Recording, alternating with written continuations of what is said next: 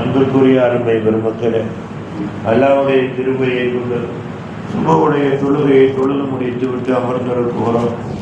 அல்லாஹ் தபாரக வ தஆலா இந்த உலகத்தை படைத்து, இந்த உலகத்திலே நம்மை படைத்து, நம்மளோடு பிறந்தவர்கள், நம்மளோடு வாழ்ந்தவர்கள் எத்தனையோ பேர்கள் நம்மளிடத்திலே இல்லாத சூழ்நிலையிலே அல்லாஹ் தஆலா நம்மளை இந்த உலகத்தில் என்ன செய்திருக்கிறான்? இன்றைக்கு உயிரோடு வைத்து இன்று இரவு ரமலானுடைய மாதத்தை சந்திக்கக்கூடிய பாக்கியம் பெற்ற மக்களாக அல்லாஹ் நம்மளை ஆக்கி இருக்கிறான். இன்று இரவு சந்திப்பதோடு அல்ல, இதுபோல பல ரமலான்களை நாம் உலகத்தில் வாழ நினைக்கிற வரைக்கும் சந்திக்கக்கூடிய பாக்கியத்தை அல்லாஹ் உங்களுக்கும் எனக்கும் தர வேண்டும் என்று இந்த நல்ல நேரத்திலே அல்லாஹ்விடத்திலே இருகரம் வேண்டி துஆ செய்து கொள்கிறேன். ஆமீன். நண்பர்க்குரிய அருமை பெருமக்களே, ரமலானுடைய மாதம் யாருடைய மாதம் என்று நமக்கு நன்றாக தெரியும். நபிகள் நாயகத்துக்கு அல்லாஹ் சொல்லிக் கொடுக்கிற பொழுது என்ன சொன்னான் தெரியுமா? முஹம்மதே, ரமலான் உங்களுடைய உம்மத்துடைய மாதம், உங்களுடைய உம்மத்துடைய மாதம். அப்படின்னா என்னன்னு பெருமானார் ஸல்லல்லாஹு அலைஹி வஸல்லம் அவர்கள் கேட்டார்கள். அதாவது நான் உங்களுடைய உம்மத்தோடு இருப்பேன், ஆகையினால் உங்களுடைய உம்மத்தை என்ன செய்யுங்கள், என்னோடு இருக்க சொல்லுங்கள். அல்லாஹ் சொன்னான், நான் உங்களுடைய உம்மத்தோடு இருப்பேன், ஆகையினால் உங்களுடைய உம்மத்தை என்ன செய்யுங்கள், என்னோடு இருக்க சொல்லுங்கள். அப்படின்னா என்னங்க? அல்லாஹ் திருக்குர்ஆனுடைய ஆயத்தை கொடுத்தான். என்ன கொடுத்தான் தெரியுமா? யா அய்யுஹல்லதீன ஆமனூ. பெருமானார் ஸல்லல்லாஹு அலைஹி வஸல்லம் அவர்கள் மக்காவில் இருக்கக்கூடிய 13 ஆண்டு காலமே குர்ஆனோட ஆயத்து எப்படி இறங்குச்சுண்டா, யா அய்யுஹன் நபியுந்தே இறங்குச்சு. யா அய்யுஹன் நபியுந்தே இறங்குச்சு. ஏன்னா மதீனாவுக்கு என்னைக்கு ரசூல் ஸல்லல்லாஹு அலைஹி வஸல்லம் அவர்கள் போனார்களோ, போன பின்னால குர்ஆனுடைய ஆயத்து பொதுவாக இறங்க ஆரம்பிச்சிச்சு. எப்படி இறங்க ஆரம்பிச்சிச்சு? யா அய்யுஹல்லதீன ஆமனூ, ஈமான் கொண்டவர்களே. காரணம், மக்காவில் இருக்கக்கூடிய காலமெல்லாம் நபியிடத்திலேயும் ஒரு சிலரிடத்திலேயும் தான் ஈமான் இருந்தது. அதுவரைக்கும் ஜமாத் என்று சொல்ல முடியல. மதீனாவுக்கு போன பின்னால் மக்கள் கூட்டம் கூட்டமாக இஸ்லாத்தை நாடி வந்தார்கள், ஜமாத்தாக மாறினார்கள். அல்லாஹ் பன்மையாக திருக்குர்ஆன் ஆயத்தை இறக்கினான். ஆகையினால இப்ப புரிஞ்சுக்கங்க, யா அய்யுஹன் நபியு, யா அய்யுஹர் ரசூல் எங்க வந்தாலும் சரி, மக்காவில் இறக்கப்பட்ட ஆயத்து. யா அய்யுஹல்லதீன ஆமனூன்னு எங்க வந்தாலும் சரி, அது மதீனாவில் இறக்கப்பட்ட ஆயத்து. அப்ப யா அய்யுஹல்லதீன ஆமனூ, ஈமான் கொண்ட மக்களே அப்படின்னு கூப்பிட்டு அல்லாஹ் சொன்னா, கூனு மஅஸ்ஸாதிகீன், நீங்கள் என்ன செய்து விடுங்கள், உண்மையாளர்களோடு சேர்ந்து விடுங்கள். அப்படின்னா என்ன அர்த்தம்ங்க? ரமலானுடைய மாதம் புனிதமான மாதம் வந்து விட்டது. ஏன்னா இந்த புனிதமான மாதத்திலே என்ன செய்ய வேண்டும் தெரியுமா? நாம் உண்மையாளர்களோடு சேர வேண்டும். உண்மையாளர்களோடு என்றால் என்ன? அல்லாஹ்வுக்கு அடிபணிந்து நடக்கக்கூடிய நல்லவர்களோடு நம்மளுடைய தொடர்புகளை ஏற்படுத்தி கொள்ள வேண்டும். அல்லாஹ்வுக்கு அடிபணிந்து நடக்கக்கூடிய நல்லவர்களோடு நம்மளுடைய தொடர்புகளை ஏற்படுத்தி கொள்ள வேண்டும். அப்படி ஏற்படுத்தி கொண்டோமையானால் நம்மளுடைய எண்ணம் நல்லதாக இருக்கும், நம்மளுடைய செயல்பாடு நல்லதாக இருக்கும், நாம் செய்யக்கூடியது நலவாக இருக்கும். அன்பிற்குரியவர்களே, சரி, நல்லவர்கள்னா யார் என்று கேட்டோம்னா, அவங்களோடு உட்காருவதால், அவர்களோடு பேசுவதால், அவர்களோடு பழகுவதால் என்ன கிடைக்கும் தெரியுமா? அன்பிற்குரியவர்களே, அவர்கள் மூலமாக நமக்கு நல்வழி கிடைக்கும். நம்மளுடைய கல்பு மௌத்தாய் இருந்தாலும் சரி, நம்மளுடைய உடம்பெல்லாம் உறுப்புகள் எல்லாம் என்ன செய்திருந்தாலும் சரி, பாவத்தால் மூழ்கி இருந்தாலும் சரி, அவர்களோடு சேருவதால் என்ன கிடைக்கும்? எல்லாம் பரிசுத்தமாகும். அன்பிற்குரிய அருமை பெருமக்கள், உதாரணமாக ஹிலர் அலைஹிஸ்ஸலாத்தை பற்றி உங்களுக்கு தெரியும். ஹிலர் அலைஹிஸ்ஸலாம் அவர்கள் நபியும் அல்ல, அவர்கள் ரசூலும் அல்ல.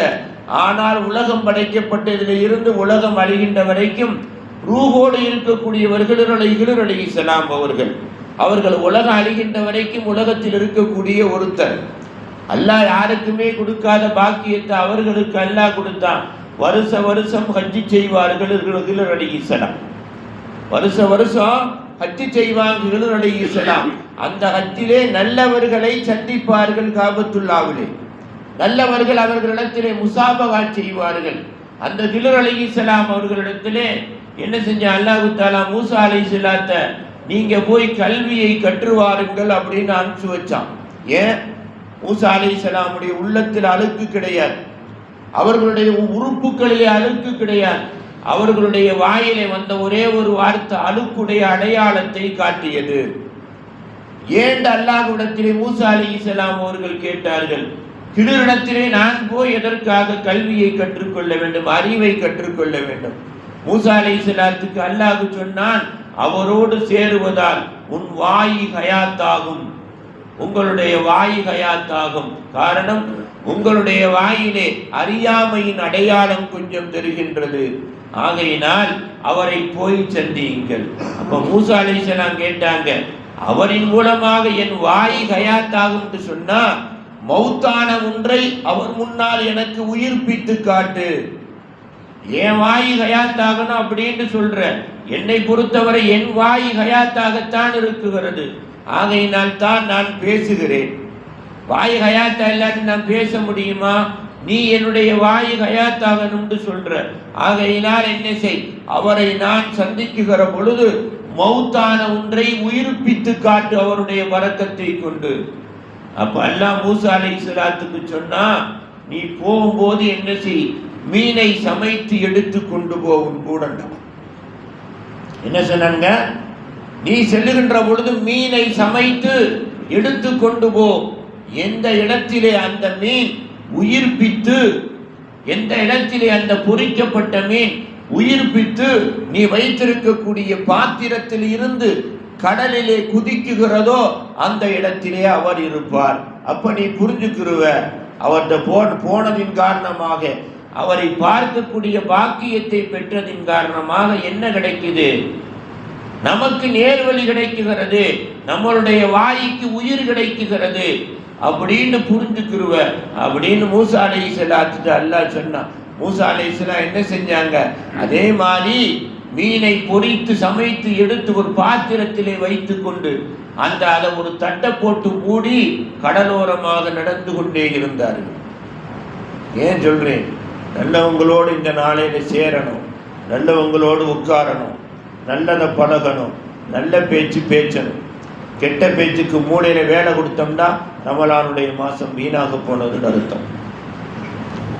மௌத்தானவங்கள்லாம் ரமலானுடைய மாதம் கெட்ட நிலையில மௌத்தானவங்களாம் நரகவாதிகள்லாம் ரமலான் போகுதே போகுதே போகுதேன்னு அழுவாங்களாம். நம்ம என்ன செய்யும், ஒவ்வொரு நாளும் போக போக இத்தனை நோன்பு போயிருச்சு இத்தனை நோன்பு போயிருச்சுன்னு இத்தனை பாக்கின்னு எண்ணிக்கிட்டு உட்காந்துருப்போம். இதனுடைய அருமை எப்போ தெரியும், அங்கே போனாத்தையும் தெரியும். வெயிலுடைய அருமை நிழலுக்கு வந்தால் தான் தெரியும், பள்ளத்துடைய அருமை மேட்டுக்கு வந்தால் தான் தெரியும். அப்போ ஹிதர் அலைஹிஸ்ஸலாம் அவர்கள் அதே மாதிரி மூசா அலைஹிஸ்ஸலாம் அவர்கள் பொறித்து கொண்டுகிட்டு போய்கிட்டே இருக்காங்க. இவங்கள் அறியவே இல்லை அந்த உணவு நம்ம வச்சிருக்கோம்னு. இவர்கள் அறியாத இடத்துல என்ன செய்தது, தட்டை பிளந்து கொண்டு பொரிக்கப்பட்ட மீன் கடலுக்குள்ளே குதித்தது. அப்பதான் புரிஞ்சுக்கிட்டாங்க. என்ன புரிஞ்சுக்கிட்டாங்க, நல்லவர்களோடு சேருவதால் நம்ம வாய் எப்படி சுத்தம் பெறும், பொரிக்கப்பட்ட மீன் சுத்தம் பெறுவதை போன்று உயிர் பெறுவதை போன்று நம்மளுடைய வாய் எப்படி சுத்தம் பெறும் அப்படின்னு மூசா அலைஹிஸ்ஸலாம் புரிஞ்சுக்கிட்டு அந்த இடத்துல கிணற பார்த்தாங்க. அந்த இடத்துல கிணற பார்த்தாங்க. ஆகையினால் அன்பிற்குரியவர்களே, அது சரித்திரம், பெரிய சரித்திரம், அப்படியே விட்டுருவோம். ஆகையினால் என்ன செய்யணுங்க, அதாவது நம்மளுடைய வாழ்க்கையிலே நல்ல நாட்களை பயன்படுத்தி நல்லவர்களாக மாறிக்கொள்ள வேண்டும். அதற்கு பின்னால் வரக்கூடிய நம்மளுடைய வாழ்க்கையிலே பண நிம்மதி தொடர்ந்து இருக்கணும், மன நிம்மதி தொடர்ந்து இருக்கணும். ஏன்னா அதாவது ஒரு பெரியாரிடத்திலே கேட்டார்கள், அறிவாளி யாருன்னு கேட்டாங்க. அறிவாளி யாருன்னு கேட்டாங்க. அந்த பெரியார் சொன்னார், 1000 பேர்களில் அறிவாளி ஒருத்தரை பார்க்கலாம். இதை மட்டும் சொல்லி முடிச்சுக்கிறேன். 1000 பேர்களில் அறிவாளி ஒருத்தரை பார்க்கலாம். 1000 பேர் இருந்தா அதில் அறிவாளி ஒருத்தர் இருப்பார்ந்தாங்க. அடுத்தபடியா நண்பருக்குரிய அருமை பெருமக்களே, அடுத்து கேட்டாங்க, ஏன்னா புத்திசாலி யாருன்னு கேட்டாங்க. அதாவது அறிவாளி யாருன்னு கேட்டவன 1000 பேர் இருந்தால் என்ன செய்யலாம், அதுல ஒருத்தருக்கானாங்க கண்டுக்கலாம்டாங்க.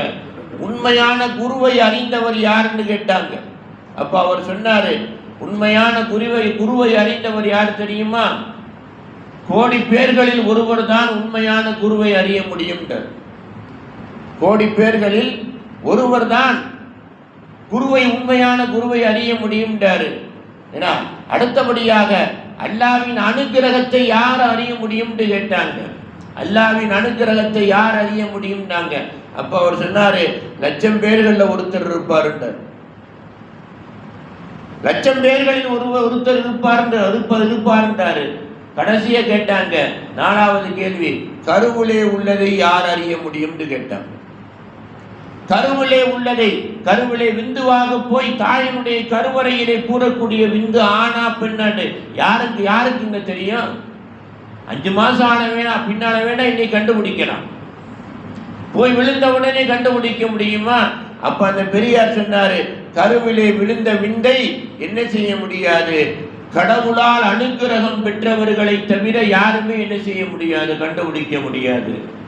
கடவுளால் அனுக்கிரகம் பெற்றவர்களை தவிர கருவிலே விழுந்த விந்தை கண்டுபிடிக்க முடியாது அப்படின்னு சொன்னார். யாரு கண்டுபிடிச்சா? ரசூலுல்லாவுடைய தகப்பனார் காபத்துல்லாவை சுற்றி வந்து கொண்டிருக்கையிலே ஒரு பெண்மணி அப்துல்லாவுடைய நெத்தியை பார்த்து என்ன செஞ்சாங்க, உன்னை நான் கல்யாணம் பண்ணிக்கிறீன்னாங்க. ஏன்னு கேட்டாங்க அப்துல்லா. அப்ப அந்த அம்மா சொல்லுச்சு, உன்னிடத்திலே இருந்து ஒரு ஒளி வெளியாக இருக்குகிறது, அந்த ஒளி உலகம் பூரா பரவும். எப்படி உங்களுக்கு தெரியுதுன்னு கேட்டாங்க அப்துல்லா. அப்ப சொன்னாரு, அந்த ஒளி என் கண்ணை மறைக்குகிறது அப்படின்னு அந்த பெண்மணி சொன்னார். அப்ப கருவுளை இருக்கக்கூடியதை யார் அறிய முடியும்?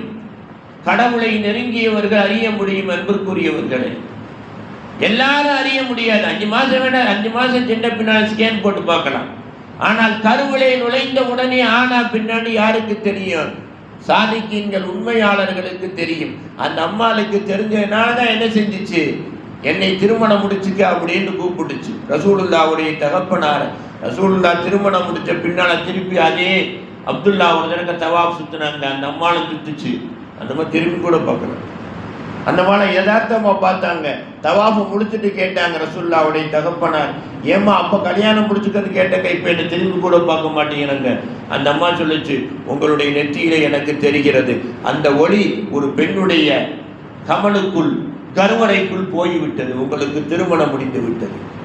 உங்களை ஆசைப்பட்டு கல்யாணம் முடிக்கிறேன்னு சொல்லல, அந்த ஒளி என் வயிற்றிலே இருந்து வெளியாக்கப்பட வேண்டும், ஆகையினால் திருமணம் முடிக்க ஆசைப்பட்டேன். உங்களை விட அழகான ஆண்கள் எத்தனையோ பேர்கள் இருக்கிறார்கள், இப்பொழுது எனக்கு நீங்கள் தேவையில்லை. ஆகையினால் அன்பிற்குரிய அருமை பெருமக்களே, என்ன செய்யணும்? நல்ல நாள் வருது. நல்ல நாள் வர்றதுனால என்ன சைத்தானுக்கு வேலை கிடையாது. சைத்தான் கட்டப்பட்டு விட்டால் நப்சுக்கு வேலை கிடையாது. ஆகையினால இருந்தாலும் சைத்தானை விட நப்சு மோசமானது. அந்த நப்சுக்கு நம்ம என்ன செய்யணும்? வாய்க்கு பூட்டு போடணும், கல்புல நல்லதை திறக்கணும், நல்லதை எண்ணணும், நல்லதை செய்யணும். முடிந்த அளவுக்கு ரமலானை என்ன செய்யணும்? அல்லாஹ்வோடு பேசக்கூடிய சூழ்நிலையை உருவாக்கி கொண்டோமே. ஆனால் நாம் உலகத்தில் எத்தனை ஆண்டு காலங்கள் வாழ வேண்டும் நினைக்கிறோமோ அது வரைக்கும் இருக்கலாம். அது வரைக்கும் வருகின்ற ரமலானை நல்லா சந்திக்கலாம். இந்த பறக்கத்தில் நம்ம பிள்ளைகளும் நல்லா இருக்கிறத பார்க்கலாம். கலிமாவோடு மௌத்தாகி கபுரு மஹ்ஷர் கியாமத்தில் பயம் இல்லாமல் ரசூலுல்லா குடும்பத்தோடு சொர்க்கத்துக்கு போகலாம். அந்த ஒரு நல்ல பாக்கியத்தை யாரெல்லாம் பெற்றார்களோ அவர்கள் மாதிரி அமல் செய்து அந்த பாக்கியத்தை பெற்று இந்த உலகத்தில் பல்லாண்டு காலங்கள் பல கோடிகளோடு வாழ்ந்து பண்புள்ள மனிதர்களாக அல்லாஹ் ரசூலிடத்திலே நம்மளோடு வாழக்கூடியவர்களிடத்திலேயும் நல்ல பெயர் பெற்று கியாமத்திலே ஜன்னத்துல் ஃபிர்தௌஸை சந்திக்கக்கூடிய மக்களாக அல்லாஹ் உங்களையும் என்னையும் இந்நாள் அல்ல எந்நாளும் ஆக்கி அருள் புரிவானாக. வாகிர தஅவானா அனில் ஹம்துலில்லாஹி ரப்பில் ஆலமீன். அல்லாஹும்ம ரப்பனா ஆத்தினா ஃபித் துன்யா ஹஸனா وفي الآخرة حسنة وقنا عذاب النار وصلي على النبي سيدنا ونبينا مولانا محمد وعلى آله وأصحابه أجمعين برحمتك يا أرحم الراحمين والحمد لله رب العالمين. صلى الله على محمد صلى الله عليه وسلم صلى الله على محمد صلى الله عليه وسلم صلى الله على محمد يا رب صل عليه وسلم. السلام.